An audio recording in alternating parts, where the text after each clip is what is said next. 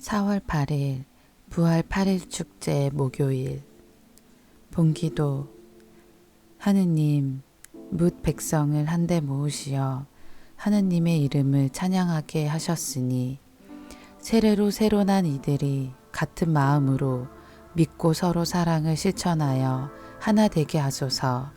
성부와 성령과 말씀의 초대. 베드로 사도는 유다인들에게 배척당하신 예수님을 하느님께서 영광스럽게 바꾸셨다고 깨우쳐 준다. 제자들에게 나타나신 예수님께서 평화를 기원하시며 당신께서 참으로 부활하셨음을 보여주신다. 제1독서. 여러분은 생명의 영도자를 죽였습니다. 그러나 하나님께서는 죽은 이들 가운데에서 그분을 다시 일으키셨습니다. 사도행전의 말씀입니다. 그 무렵 치유받은 불구자가 베드로와 요한 곁을 떠나지 않고 있는데 온 백성이 크게 경탄하며 솔로몬 주랑이라고 하는 곳에 있는 그들에게 달려갔다. 베드로는 백성을 보고 말하였다. 이스라엘인 여러분, 왜 이 일을 이상히 여깁니까? 또 우리의 힘이나 신심으로 이 사람을 걷게 만들기나 한 것처럼 왜 우리를 유심히 바라봅니까? 여러분은 예수님을 빌라도에게 넘기고 그분을 놓아주기로 결정한 빌라도 앞에서 그분을 배척하였습니다. 그러나 아브라함의 하느님과 이사학의 하느님과 야곱의 하느님, 곧 우리 조상들의 하느님께서는 당신의 종 예수님을 영광스럽게 하셨습니다. 여러분은 거룩하고 의로우신 분을 배척하고 살인자를 풀어달라고 청한 것입니다. 여러분은 생명의 영도자를 죽였습니다. 그러나 하느님께서는 죽은 이들 가운데에서 그분을 다시 일으키셨고 우리는 그 증인입니다. 이 예수님의 이름에 대한 믿음 때문에 바로 그분의 이름이 여러분이 지금 보고 또 아는 이 사람을 튼튼하게 하였습니다. 그분에게서 오는 믿음이 여러분 모두 앞에서 이 사람을 완전히 낫게 해 주었습니다. 이제 형제 여러분, 나는 여러분도 여러분의 지도자들과 마찬가지로 무지한 탓으로 그렇게 하였음을 압니다. 하느님께서는 모든 예언자의 입을 통하여 당신의 메시아께서 고난을 겪으시리라고 예고하신 것을 그렇게 이루셨습니다. 그러므로 회개하고 하느님께 돌아와 여러분의 죄가 지워지게 하십시오. 그러면 다시 생기를 찾을 때가 주님에게서 올 것이며 주님께서는 여러분을 위하여 정하신 메시아 곧 예수님을 보내주실 것입니다.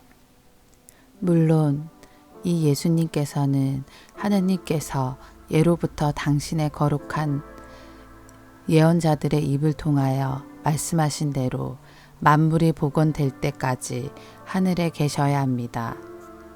모세는 이렇게 말하였습니다. 주 너희 하느님께서는 너희 동족 가운데에서 나와 같은 예언자를 일으켜 주실 것이니 너희는 그가 하는 말은 무엇이든지 다 들어야 한다. 누구든지 그 예언자의 말을 듣지 않는 자는 백성에게서 잘려나갈 것이다.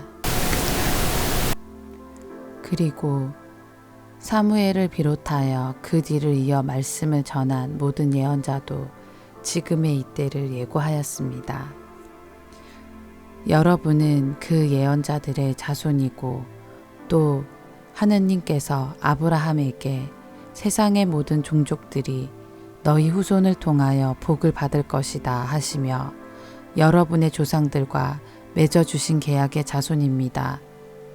하느님께서는 당신의 종을 일으키시고 먼저 여러분에게 보내시어 여러분 하나하나를 악에서 돌아서도록 하여 여러분에게 복을 내리게 하셨습니다. 주님의 말씀입니다. 하느님 감사합니다. 복음.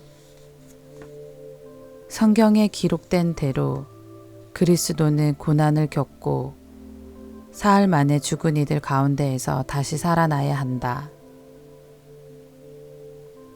루카가 전한 거룩한 복음입니다. 그 무렵 예수님의 제자들은 길에서 겪은 일과 빵을 떼실 때에 그분을 알아보게 된 일을 이야기해 주었다. 그들이 이러한 이야기를 하고 있을 때 예수님께서 그들 가운데에 서시어 평화가 너희와 함께 하고 그들에게 말씀하셨다. 그들은 너무나 무섭고 두려워 유령을 보는 줄로 생각하였다. 그러자 예수님께서 그들에게 이르셨다. 왜 놀라느냐? 어찌하여 너희 마음에 여러 가지 의혹이 있느냐? 내 손과 내 발을 보아라. 바로 나다. 나를 만져보아라. 유령은 살과 뼈가 없지만 나는 너희도 보다시피 살과 뼈가 있다. 이렇게 말씀하시고 나서 그들에게 손과 발을 보여주었다. 그들은 너무 기쁜 나머지 아직도 믿지 못하고 놀라워하는데 예수님께서 그들에게 여기에 먹을 것이 좀 있느냐 하고 물으셨다. 그들이 구운 물고기 한 토막을 드리자 예수님께서는 그것을 받아 그들 앞에서 잡수셨다. 그리고 그들에게 이르셨다. 내가 전에 너희와 함께 있을 때에 말한 것처럼 나에 관하여 모세의 율법과 예언서와 시편에 기록된 모든 것이 다 이루어져야 한다. 그때 예수님께서는 그들의 마음을 여시어 성경을 깨닫게 해주셨다. 이어서 그들에게 이르셨다. 성경에 기록된 대로 그리스도는 고난을 겪고 사흘 만에 죽은 이들 가운데에서 다시 살아나야 한다. 그리고 예루살렘에서부터 시작하여 죄의 용서를 위한 회개가 그의 이름으로 모든 민족들에게 선포되어야 한다. 너희는 이 일의 증인이다. 주님의 말씀입니다. 그리스도님 찬미합니다. 오늘의 묵상. 예수님의 제자들은 아직 무서워 떨며 두려워합니다. 예수님의 공생활 동안 함께하면서 수많은 기적과 가르침을 보고 배웠지만 끝까지 예수님을 따르지 못한 데에서 오는 죄책감과 비참함, 예수님의 십자가 죽음에서 오는 좌절감에서 벗어나지 못하고 있습니다. 그래서 여인들이 만난 천사의 이야기를 듣고도 헛소리라 여기고 엠마오로 가던 제자들이 길에서 부활하신 예수님을 알아뵌 이야기를 들으면서도 의심합니다. 이런 제자들 한가운데에 예수님께서 서시어 말씀하십니다. 평화가 너희와 함께. 제자들 한가운데에 서신 예수님께서는 제자들의 잘못이나 실패를 따지지 않으십니다. 평화가 너희와 함께 있기를 하고 말씀하시어 당신과 관계를 회복시켜 주십니다. 그럼에도 예수님을 유령으로 착각하는 제자들에게 내 손과 내 발을 보아라. 바로 나다. 나를 만져보아라. 하고 말씀하십니다. 나다라는 말씀은 빵의 기적을 체험하고도 풍랑을 만나 힘들어할 때 물 위를 걸어오시는 예수님을 유령인 줄 알고 기겁하는 제자들에게 예수님께서 하신 말씀입니다. 나다. 너희와 함께 했고 너희를 위하여 십자가에 못 박힌 나다 라고 하시는 말씀입니다. 그 증거인 손과 발을 보라고 그 못 자국을 보라고 하십니다. 그리고 제자들에게 먹을 것을 달라고 하십니다. 제자들은 예수님께서 사람들에게 먹보요 술꾼이며 세리와 죄인들의 친구라는 비난을 들을 정도로 죄인들과 가난한 이들, 병든 이들과 소외된 이들을 사랑하시고 그들과 한 식탁에 함께 앉아 드시고 마시는 모습을 보았습니다. 그렇게 다시 제자들과 함께 드시면서 그들을 일깨워 주십니다. 아픈 이들을 사랑하는 십자가의 길, 그리고 죽음과 부활의 의미를 깨닫게 해 주십니다. 우리도 예수님과 함께 더 울고 웃어야 합니다. 그리고 예수님처럼 아픈 이들을 더 사랑하고자 노력해야 합니다.